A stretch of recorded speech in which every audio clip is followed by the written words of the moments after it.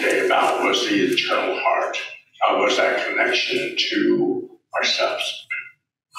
And a little story when my mother, when I was young, my mother used to have me focus. And she used to put a candle out in the middle of the room. And she would tell me, just focus on the candle. And if your mind wavered, went off somewhere else, bring it back to the candle. Acknowledge that you saw what you saw, but bring your knowledge back to the candle.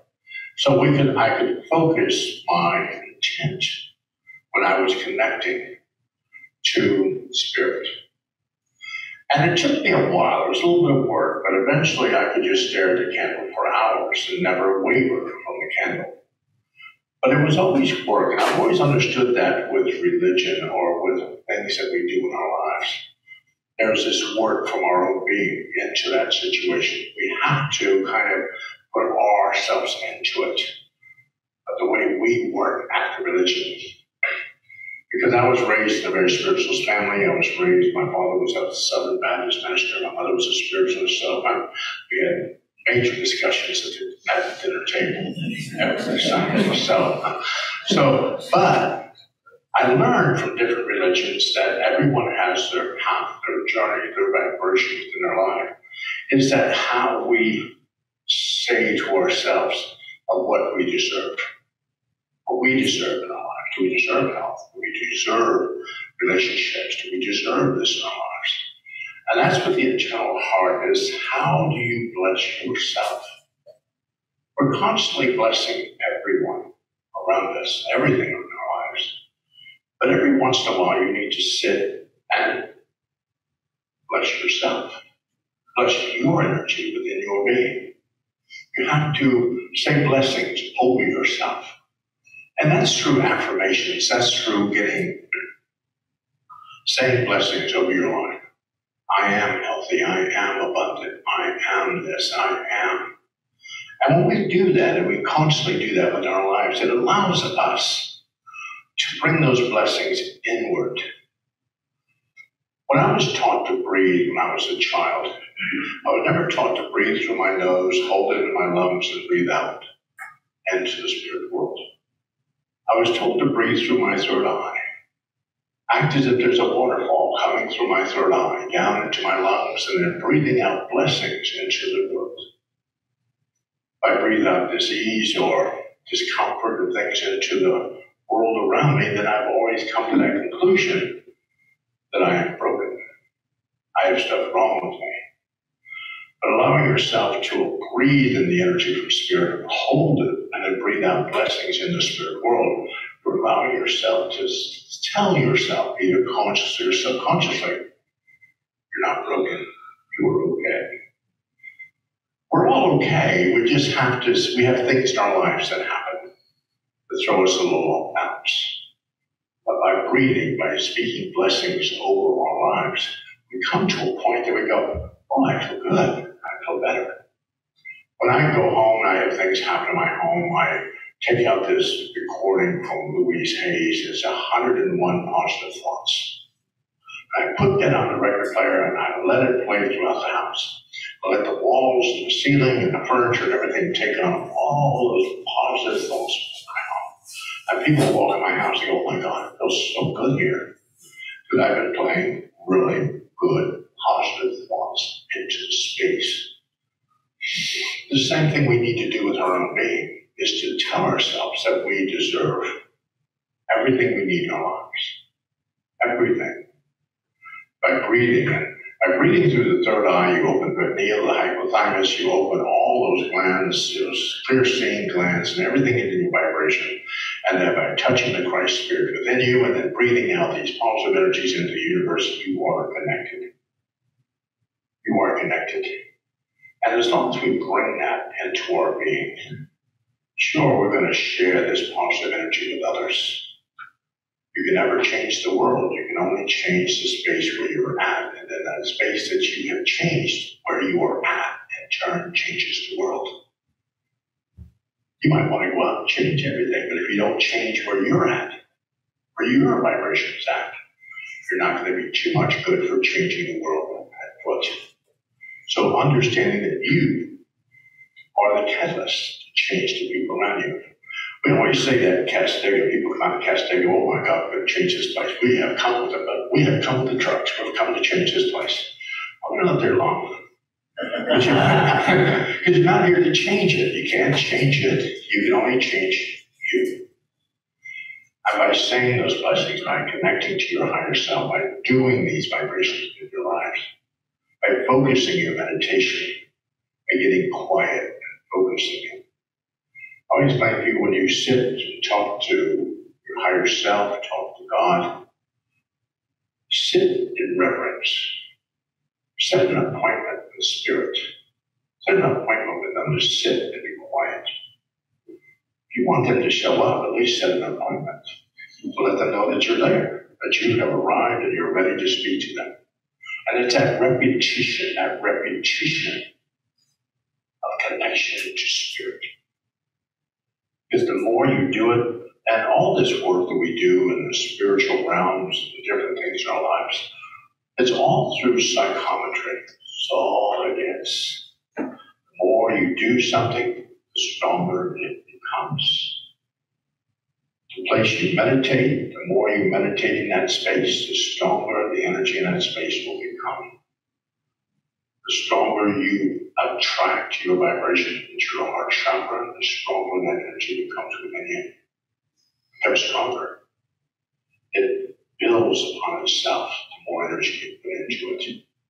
So when you're actually arriving and talking to Spirit, connecting to the spirit world, wanting to speak to someone, address them out loud from your being. Then sit quietly and reverently. Allow them to speak to you. Allow them to speak. Our guides, I've always known throughout my life, people who follow us from the spirit world. They never leave us. They follow us. They help. They encourage. They are connected to us through our life journey, our life connections within our lives. So they follow us. They help. They encourage when they can. And they're blessing us with their presence. Every day you'll hear a song on the radio and all of a sudden it'll remind you of someone in the spirit world. You'll hear something or see something and say, oh, that's so-and-so. You might walk out here today and see butterflies and say, oh, our mom's here. Everything has a purpose in our lives, the journey. And I told somebody the other day, it is not the destinations in our lives, never where we're going. It's the journey that we have our free will and choice. How we arrive at the destinations in our lives.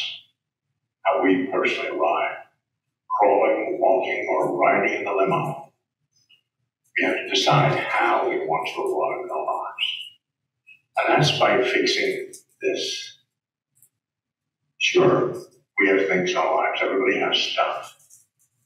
But a lot of us are not what I would call hoarders, just really good collectors. Might not be hoarders, but really good collectors. And we have stuff that we've read a book, we've done things, and we move past that. It's no longer our vibration. It's no longer our connection. But we store it still. It's still on the shelf. It's still there.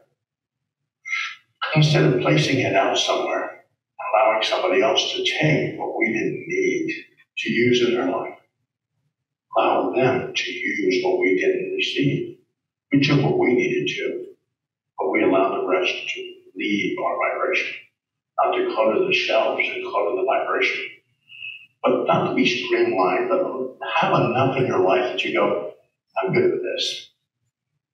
My mother used to say every once in a while, as individuals in this lifetime, we need to sit down and have a come to Jesus moment every once in a while with ourselves. Got to really understand what's going on behind us before we move forward. Have a moment of clearing and regrouping and rebalancing every so often, every month or so. Just kind of take a view into the inner kingdom and see what's there. What's bothering you? What's happening? When my father used to read the Bible, his church used to say, where two or more are gathered, there I am. I always remembered was that. I always thought, I said, well, two or more are gathered. Higher self, physical self, where two or more are gathered, there I am. We're connected to the higher sense of consciousness. We have to get that higher self on the same level as our personal self. You want to test yourself, go home and get quiet.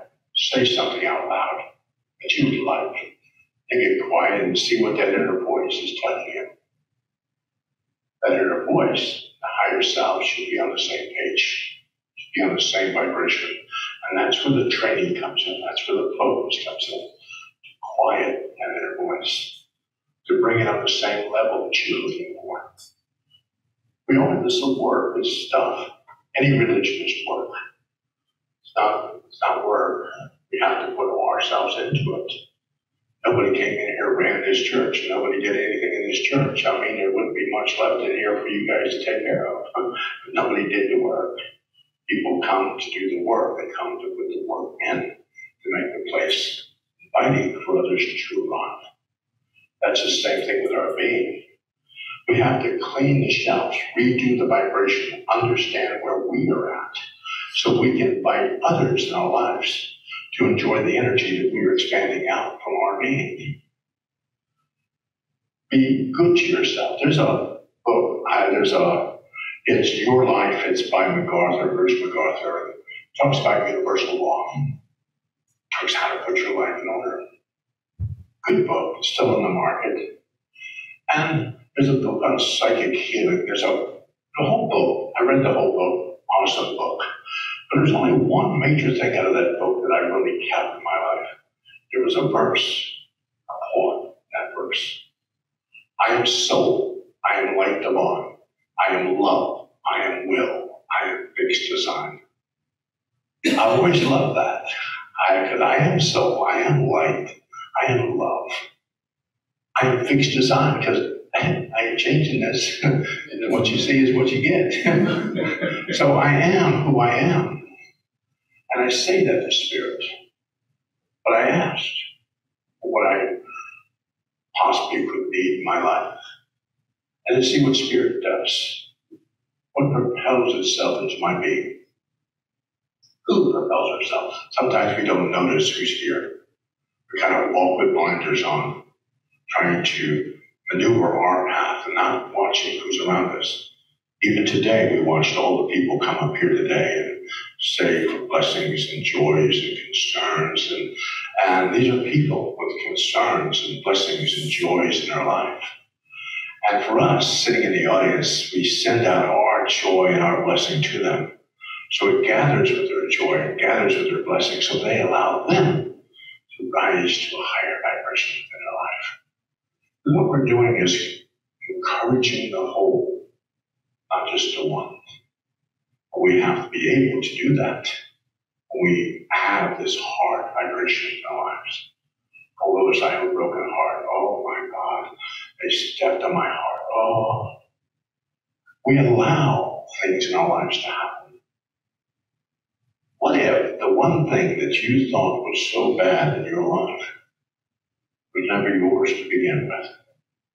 Never your connection. You were collateral damage. You just got in the wrong taxi, took you around town to the wrong direction. It wasn't yours. But we suffer for all our lives. I had a lady come for a reading not too long ago, and she spent 40 years thinking her mother hated her. Hated her with a passion. She suffered for all 40 years. So I brought her mother through and told her about her mother. And it relieved all this stuff, and 40 years it hurt. But where she was, when her mother never really disliked her. Mother didn't dislike her, but we hold that in our vibration. Things happen in life from people, situations in life. Because maybe they're going through something that they're just lashing out at this moment. Allow them to be. Send them blessings. My mother used to always say that. People are giving you bad times, dear. Just send them good times because they'll eventually walk into it. But we allow ourselves to feel bad about situations. Send blessings to us. Send encouragement. Oh, we got a bad health report. We got a bad health report. Send blessings into that. Don't tell ourselves we're sick. Tell ourselves we're healthy. Relationships come and go in our lives.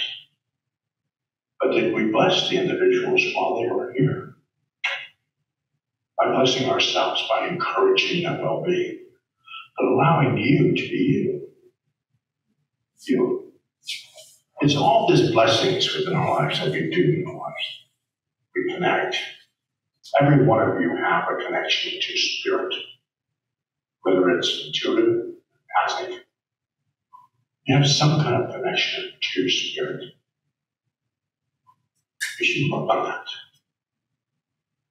Listen to yourself. Voices will come.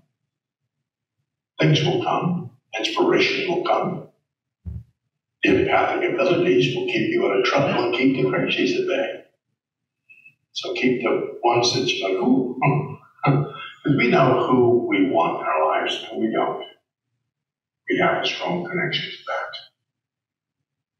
But allowing yourself to feed the universe. This church, you guys have all the ministries and things to help, to encourage, to bless other individuals. But every once in a while, bless you. Bless this heart in you. Your journey. Because I guarantee you, when you get to the spirit world, the only judge, jury, executioner is going to be you. You're it. Look at the judge, it'll be you looking back at you. Jury, you. It's you. It's how you treat yourself. How badly you can treat yourself. That's that inner voice, that inner tiny voice within your life.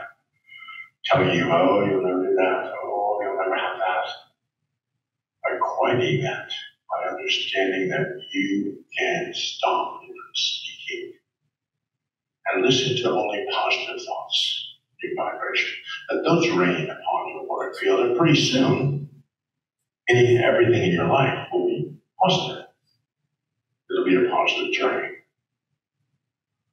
Sure, things that happened in my life when I was young, and I majorly got into this when I was a kid.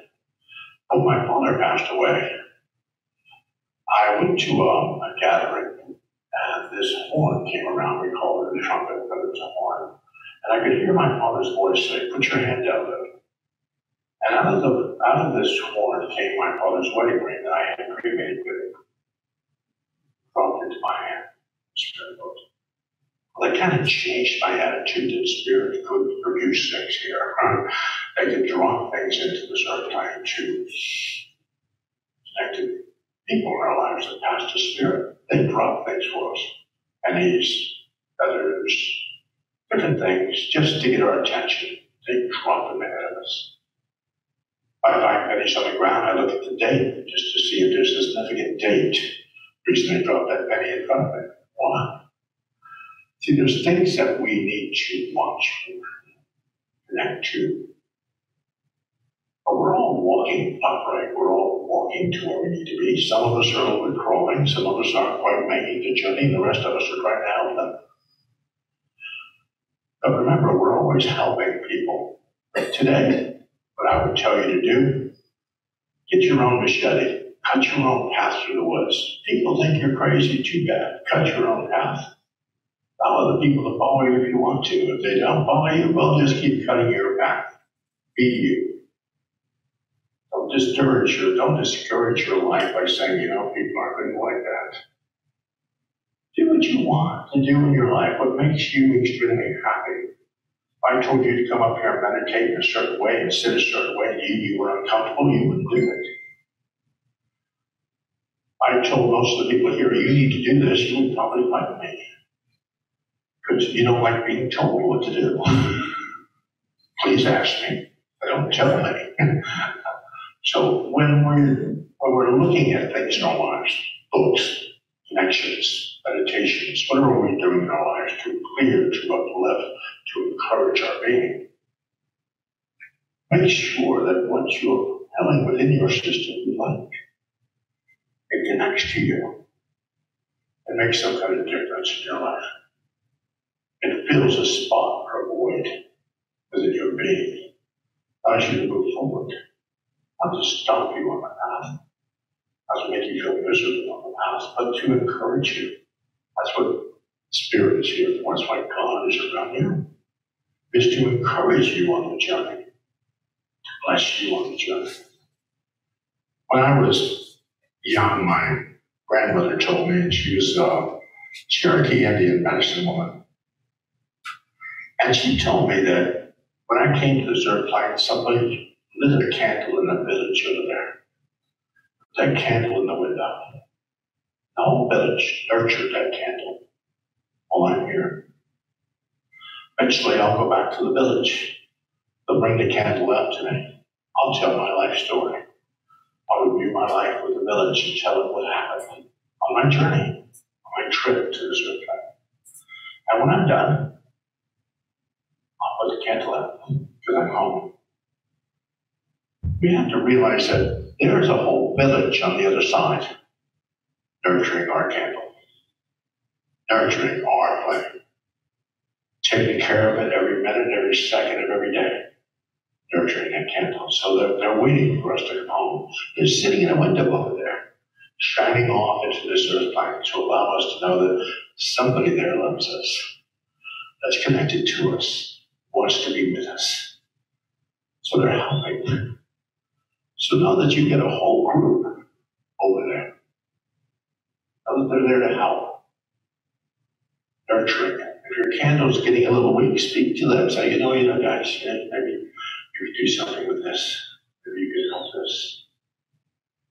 Ask them. And be able to receive when it arrives. Receiving blessings are not a bad thing. Receiving them are not a bad thing.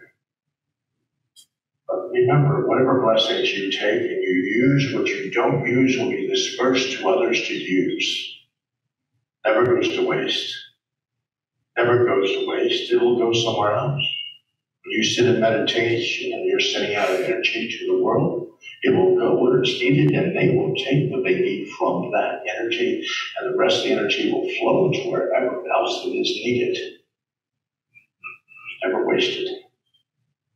Send energy out to your loved ones, send energy out to people in the spirit, send energy out to all this stuff.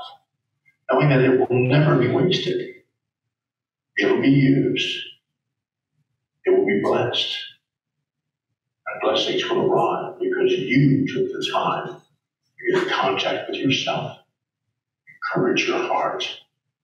Allow your heart to bless others because of your presence on this earth planet. Knowing that you are blessed. I want to thank you.